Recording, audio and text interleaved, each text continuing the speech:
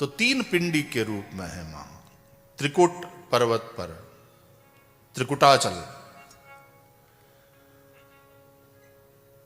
हमारा ये जो अस्तित्व है ये भी तीन पिंड में है। एक है भौतिक पिंड, दूसरा है वैचारिक पिंड, तीसरा है भावात्मक पिंड।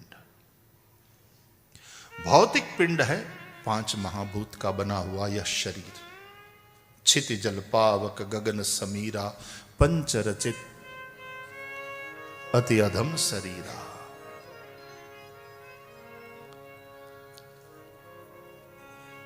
भौतिक पिंड। But we are not this physical gross body only. We are much more than that. हमारा जो अस्तित्व है ये केवल 60, 70, 80, 90 किलो की ये काया मात्र नहीं है। हमारे पास हमारे विचार है और हमारे पास हमारी भावना है। तुमने देखा जीवन के 3 ही कमरे हैं। हम विचारों में जीते हैं, हम भावों में जीते हैं और हम भौतिक पिंड से होने वाली क्रियाओं में जीते हैं। विचार, भावना, क्रिया। इसलिए कर्म, भक्ति और ज्ञान, विचार से संबंधित ज्ञान, भाव से संबंधित भक्ति और क्रिया से संबंधित कर्म। We live in our actions, we live in our emotions, we live in our thoughts। और इन तीनों का जो कॉम्बिनेशन है उसी को हम कैरेक्टर कहते हैं। यही चरित्र है।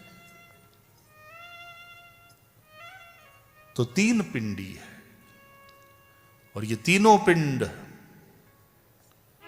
वैचारिक पिंड, भावात्मक पिंड और क्रियात्मक पिंड, ये पिंड पिंड में है वही ब्रह्मांड में। इन तीनों पिंडों की पूजा करो। इन रूपों में मां ही है। ये पूजनीय है। बड़े भाग मानव मानुष तन पावा। मां ही जन्म देती है ना, मां ही पाल पोस कर बड़ा करती है ना बच्चे को। तो ये मां की कृपा है कि ये 3 पिंड वाला अस्तित्व हमें प्राप्त हुआ है। ये परम अस्तित्व का प्रसाद है, ये उसकी कृपा है। तो तुम्हारे विचार ठीक हो, क्योंकि तुम्हारे विचारों से तुम्हारा विश्व बनता है। A man is nothing but bundle of thoughts। मनुष्य और कुछ नहीं है, वो विचारों का पुतला है।